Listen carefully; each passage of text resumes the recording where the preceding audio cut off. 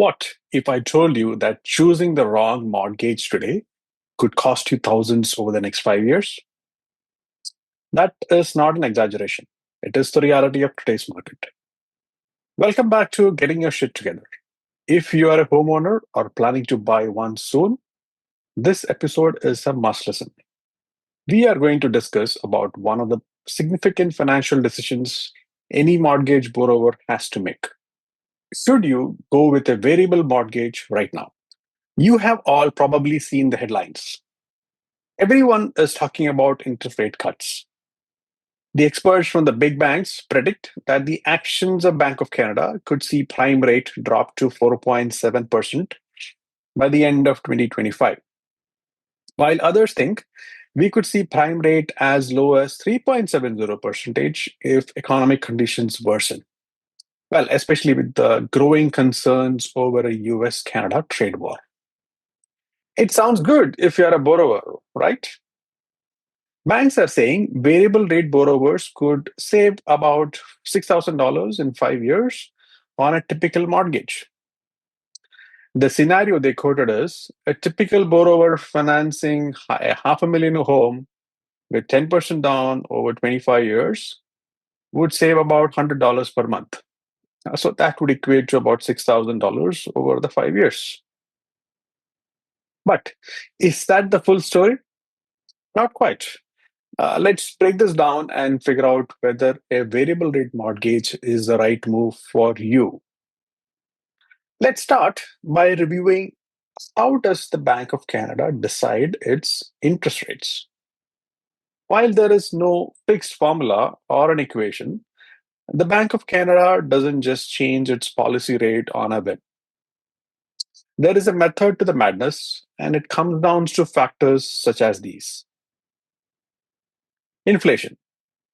In simple terms, if inflation stays high, rate cuts could be delayed or even reversed. On the other hand, if inflation increases, then the rates also increase. If inflation reduces, then likely rates reduce. Economic growth. A slowing in economy makes rate cuts more likely, while an overheating economy with little surplus capacity will lead to a rise in interest rate. Unemployment. Rising unemployment can result in the Bank of Canada reducing rate to stimulate the economy and to thereby improve the employment outlook.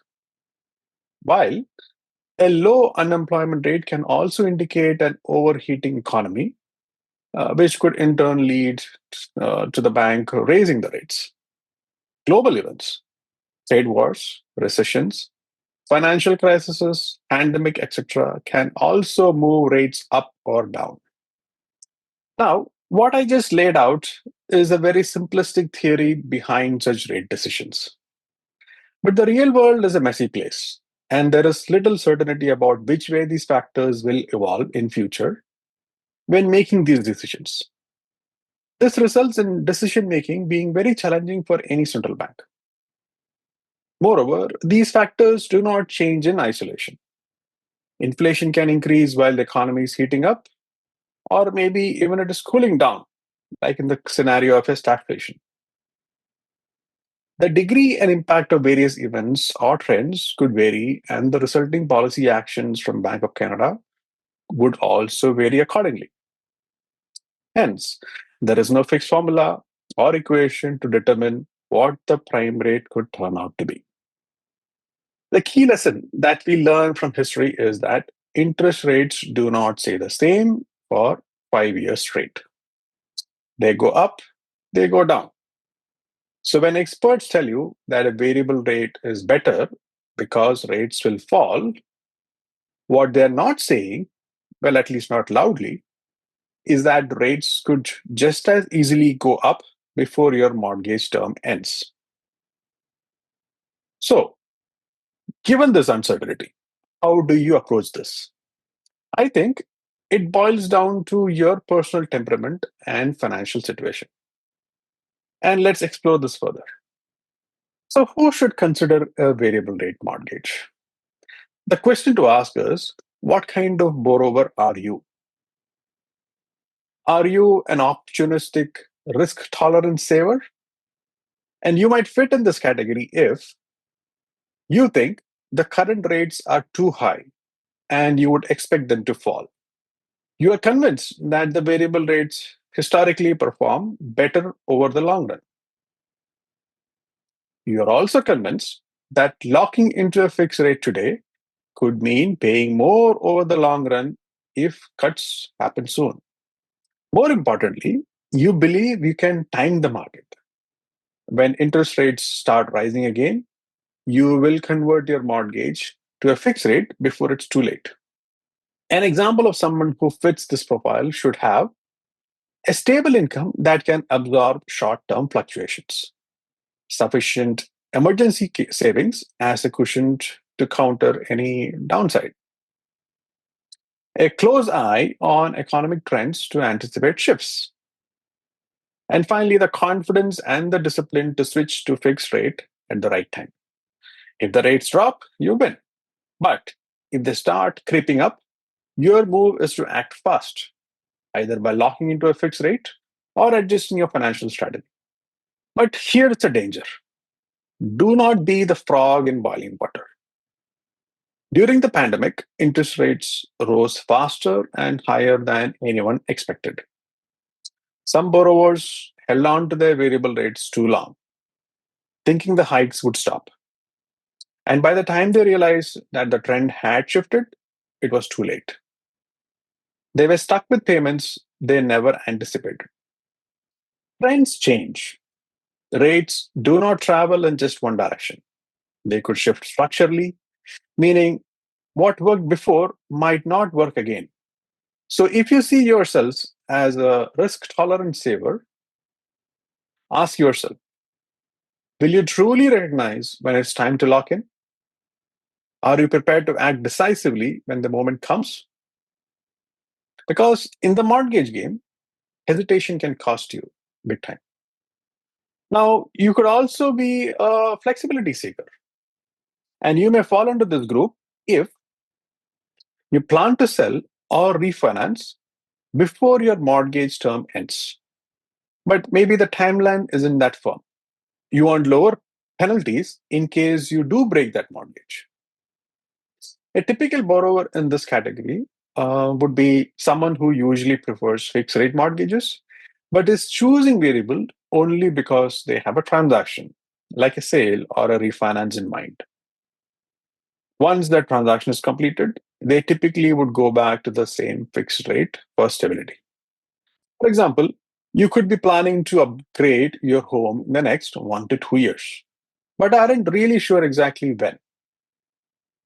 A variable rate mortgage offers lower breakage penalties, making it easier and cheaper to move when the time comes.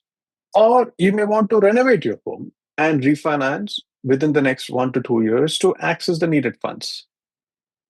Instead of locking into a fixed rate with high penalties, you offer variable to keep your options open.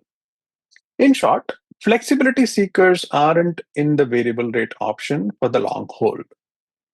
They're just using it as a strategic tool until their plans fall into place. But let's be real, variable rates are not for everyone. You should seriously consider a fixed rate if you have a very large mortgage, have tight finances, and cannot afford the risk of rising payments. You prefer or need financial certainty and predictable payments. You're not financially confident and lose sleep over economic uncertainty. For example, maybe you are a young family on a tight budget. The last thing you need is the stress of rising mortgage payments. A fixed rate gives you peace of mind, even if it costs a little more upfront. Or maybe you are retired on a limited budget and do not have much room for any uncertainty. So, what is the final takeaway? Well, the right choice depends on you. And here is what I would suggest. If you're comfortable with some risk and want potential savings, variable could work. If you need flexibility for future changes, well, variable makes sense. If you value certainty, fixed is the safer bet. But do not let anyone else decide for you. Everyone has their own life experiences and resultant biases and their own incentives as well. But you know yourselves best, your mindset, your comfort, your plans, and your aspirations. Do your research, take inputs from a mortgage expert, but make the choice that fits your situation. So let's hear from you. Are you team fixed or team variable? Drop a comment or message me directly. Before you go, a message for the next week's podcast. Well, the tariffs are expected to materialize on Tuesday, 4th of March. So I am going to review the immediate impact on interest rates, among other topics. How could a US Canada trade war affect your mortgage? Will interest rates actually rise? Or are we in for a financial shock? Subscribe now so you don't miss it. Because staying informed is the best way to getting your shit together. So that's it for this episode of Getting Your Shit Together. Thanks for tuning in, and I will see you next time.